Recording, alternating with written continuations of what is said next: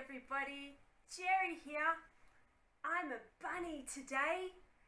Do you know what? It's almost Easter. I'm so excited.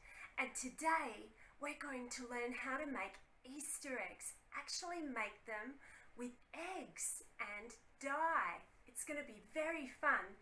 Let's hop to the kitchen and see what we can do. So the first thing we need to do in the kitchen is boil some eggs.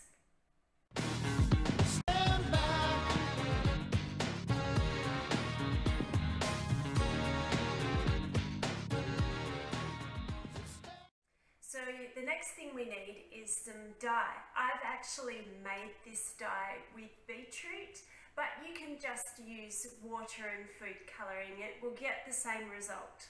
Now what we do is we get an egg and we gently put it into the jar.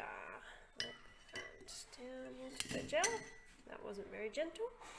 And then we need to put these into the refrigerator overnight. And the refrigerator will cool them down more and make the dye set fast. Alright, so now our egg in its dye has come out of the fridge, and I had to change it to a cup so that the dye got over it a bit more. Look at that! Isn't that an amazing colour? That was with beetroot, a natural dye.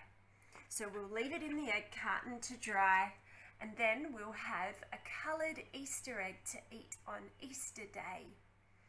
Thanks for listening. I'll see you soon.